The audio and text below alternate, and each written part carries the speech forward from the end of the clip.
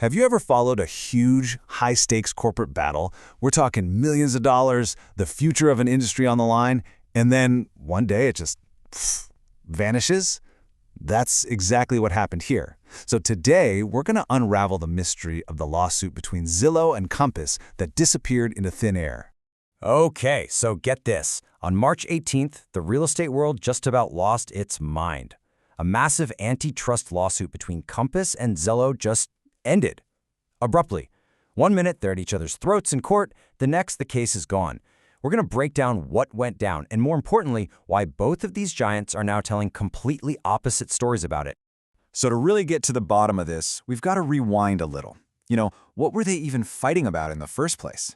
Well, it all boils down to two totally different philosophies about how the entire real estate market should work. Right at the heart of this whole conflict is this one strategy from Compass. It's called a private exclusive. Now, you can think of it like a secret VIP pre-sale for a house. Before a home hits the public market for everyone to see, the seller gets to show it off just to a select group of buyers inside the Compass network. Kind of test the waters, And this is exactly where these two companies collide. For Compass, it's all about what they call seller choice. Their argument is simple. It's your house, you should be able to decide how you want to sell it. But Zillow, they're on the complete opposite side of the fence. They're all about market transparency. They argue that these private deals create a kind of shadow market, which is unfair to everyone else. Now, this wasn't just some friendly disagreement over coffee. It got real fast. In April 2025, Zillow basically dropped a bomb, announcing new rules that would ban these private listings. So what does Compass do? 2 months later, they fire back with a massive antitrust lawsuit claiming Zillow has a monopoly. And the fight was on. Then, just this past February, Zillow landed a major punch when a judge sided with them. So let's just be super clear about the situation here. Zillow was winning. They had all the legal momentum. Compass was pretty much on the ropes. Everyone was expecting the fight to get even nastier.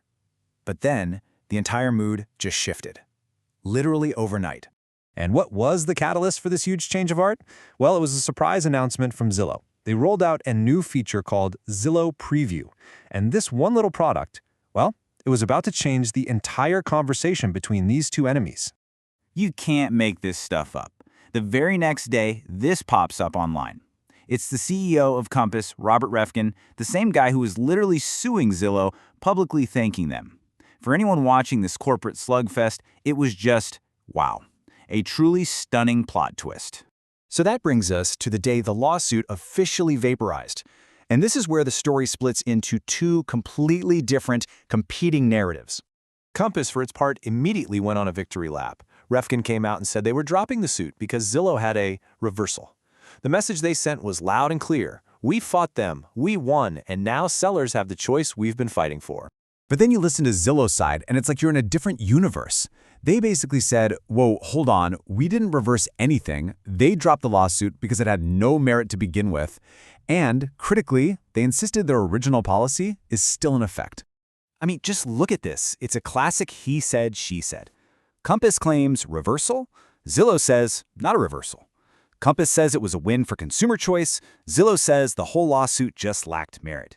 It's the same exact event, but you're getting two totally irreconcilable stories. So what's really going on? So who do you believe? Who's telling the truth here? And maybe the more important question is, what does this sudden peace treaty actually mean for the future of how we all buy and sell our homes? But here's the final twist. You see this little legal phrase, dismissed without prejudice? Now that sounds like boring lawyer speak, but it's actually a huge deal. What it means is that Compass can, if it wants to, file this exact same lawsuit all over again in the future. This fight isn't necessarily over for good. And that leaves us with one final massive question. The legal case might be gone, but that fundamental disagreement, that war between transparency and choice, is very much alive. So, was this a real truce, or was it just a ceasefire in a much, much bigger war?